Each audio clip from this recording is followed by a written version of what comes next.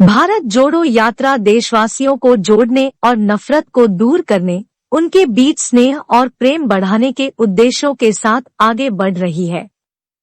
यात्रा का संदेश है कि व्यावसायिक गतिविधियों में निजीकरण को रोके।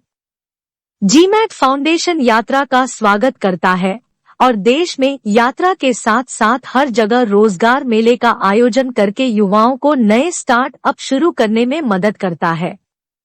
रोजगार मेले में छात्रों को उद्यमी कैरियर शुरू करने के लिए प्रोत्साहन दिया जाता है। दर्शकों से अनुरोध है कि वे वीडियो को लाइक करें, अपने मित्रों को फॉरवर्ड करें और चैनल को सब्सक्राइब करें। यात्रा नवयुवकों में बेरोजगारी और महंगाई को लेकर सरकारी तंत्र के विरुद्ध कन्याकुमारी से कश्मीर तक चलेगी रास्ते में अनेक लोग जुड़ते हैं और राहुल गांधी के साथ अपनी समस्याएं साझा करते हैं। भारत जोड़ो यात्रा के यादगार पलों को ताज़ा रखने के लिए तस्वीरों में कैद किया है। सरकार द्वारा शिक्षा के क्षेत्र में पब्लिक प्राइवेट पार्टनरशिप प्रयोग एक गलत कदम था, फलस्वरूप शिक्षा के स्तर में भारी गिरावट देखने को मिली। अधिकांश लोगों को डिग्री डिप्लोमा बेचा जाता है।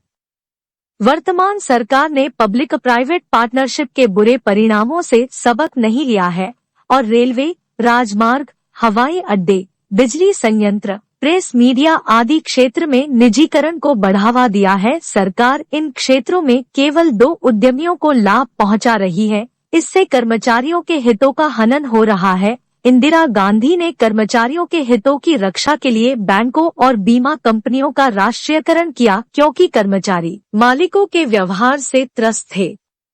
खोला है। किसान अपनी उपज के लिए न्यूनतम समर्थन मूल्य की मांग कर रहे हैं।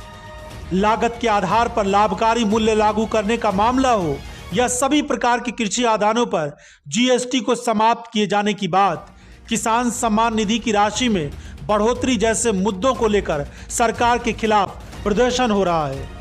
संशोधित जीएम फसलों के लिए अनुमति वापस लिए जाने की भी किसान मांग कर रहे हैं। साल 2022 तक ही जो अब गुजरने वाला है, मोदी सरकार ने वादा किया था कि किसानों की आमदनी दोगुनी हो जाएगी, लेकिन हालात ये है कि अब किसानों को अपनी फसल की सही कीमत तक नहीं मिल पा रही है। और नौकरी मेले में हम उद्यमशीलता कैरियर शुरू करने के अवसर प्रदान करते हैं।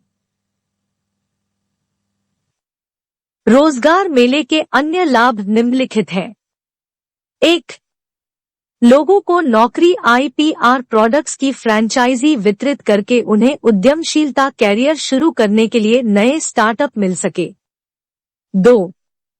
लोगों को भर्ती करें और उन्हें देश में कहीं भी फ्रैंचाइजी सेंटर चलाने के लिए प्रशिक्षित किया जा सके। 3. पूरे देश में आयोजित रोजगार मेले में लोगों की भर्ती की जाती है। डिग्री, डिप्लोमा या अन्य किसी कोर्स का सर्टिफिकेट देने वाली संस्था की जिम्मेदारी है कि वह छात्रों को नौकरियां उपलब्ध कराए। रोजगार मेले में निम्नलिखित जॉब्स के लिए लोगों की भर्ती करते हैं। 1. रोजगार मेला मैनेजमेंट टीम। 2. इंस्ट्रूमेंट प्रोडक्शन और marketing team. 3. BOT social engineering projects planning और execution team. 4. Education reform video making team. 5. Printing and publishing, franchise distribution job आदि। सभी जॉब में part time work from home भी ऑप्शन हो सकता है। अधिक जानकारी के लिए जीमैट फाउंडेशन, AB8, आदर्श नगर, दुर्ग, छत्तीसगढ़। केवल जरूरतमंद व्यक्ति ही संपर्क करे। Phone number 9755039605। जीमैट फाउंडेशन उन लोगों को जोड़ता है जिनके पास किसी कोई नई खोज अथवा तकनीक का पेटेंट या कॉपीराइट प्राप्त है। अधिकतर रिसर्च स्कॉलर्स अपनी खोज का लाभ नहीं उठा पाते हैं। जीमैट फाउंडेशन उनकी खोज के फ्रैंचाइजी मॉडल विकसित करता है और मार्केटिंग में सहयोग करता है। इस प्रकार रिसर्च स्कॉलर्स को सही कीमत प्राप्त करने में मदद मिलती है।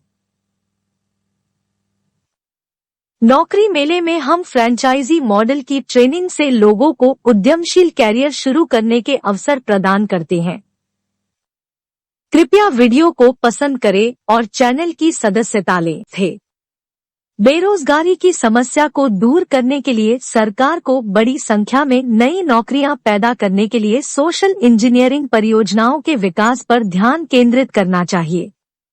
एक ऐसी परियोजना की चर्चा यहाँ की जा रही है जिससे सार्वजनिक क्षेत्र में लाखों नौकरियां पैदा होंगी। भविष्य के जल संकटों को दूर करने के लिए जल जीवन मिशन छत्तीसगढ़ मॉडल प्रस्तुत है। इस क्षेत्र में पब्लिक प्राइवेट पार्टनरशिप करने की कोई आवश्यकता नहीं है। 2014 में प्रधानमंत्री पद संभालने के तुरंत बाद माननीय मोदी जी ने स्वतंत्रता दिवस पर राष्ट्र के नाम अपने पहले संबोधन में गांव की महिलाओं के लिए अपनी पीड़ा व्यक्त की, जो अपने परिवार के लिए कुछ लीटर पीने का पानी इकट्ठा करने के लिए रोजाना 3 से 4 घंटे घूमती है। उन्होंने हर दरवाजे पर पेयजल की आपूर्ति के लिए जल जीवन मिशन शुरू करने का प्रण लिया। इस परियोजना को पूरा करने के लिए 3.5 लाख करोड़ रुपए आवंटित किए गए थे। जमीनी हकीकत के लिए काम करने वाले कार्यकर्ता स्थानीय स्तर पर उपलब्ध जल संचयन के लिए ट्रेडिशनल मेथड्स जैसे जल संग्रहण के लिए उपयुक्त सिविल कंस्ट्रक्शन कार्यों में लग गए। यह जल कृषि उपज को सिंचित करने मात्र ही सीमित था, घर घर में जल पहुंचाने के उद्देश्य की पूर्ति नहीं हो सकी। मीडिया और समाचार चैनलों ने योजना पर चर्चा के लिए विशेषज्ञों को आमंत्रित किया ताकि उद्देश्य की पूर्ति हो सके। इस तरह न्यूज चैनल्स पर एक्सपर्ट्स के डिस्कशंस और स्थानीय जल संचयन के निर्माण कार्यों में ही सरकार के बजट की पूरी धन राशि खर्च हो गई और मोदी जी का सुनहरा स्वप्न जल जीवन मिशन असफलता की भेंट चढ़ गया। जल जीवन मिशन को सफल बनाने के लिए आवश्यक था कि निकटतम समुद्र तट से पानी को लिफ्ट करके सूखाग्रस्त स्थानों में पानी की झील निर्माण करते हुए नदी के उद्गम स्थल में भेज दिया जाए। चित्र में सी वाटर रिसाइकलिंग को दिखाया है। जल जीवन मिशन की सफलता को समझाने के लिए स्कूल की छात्रा शगुन महाजन ने वर्ष 2019 में भिलाई में आयोजित विज्ञान प्रदर्शनी में मॉडल प्रस्तुत किया था। बाद में उसके मॉडल का लेख प्रतिष्ठित बच्चों की पत्रिका ब्रेन फीड अक्टूबर 2019 अंक में प्रकाशित भी हुआ। छात्रा ने मॉडल से बताया कि ईश्वर ने हमें आधा जल चक्र दिया है और पाइपलाइन नेटवर्क से पानी को उठाकर नदी के उद्गम स्थल तक पंप की सहायता से पहुंचाकर जल चक्र को पूरा किया जा सकता है।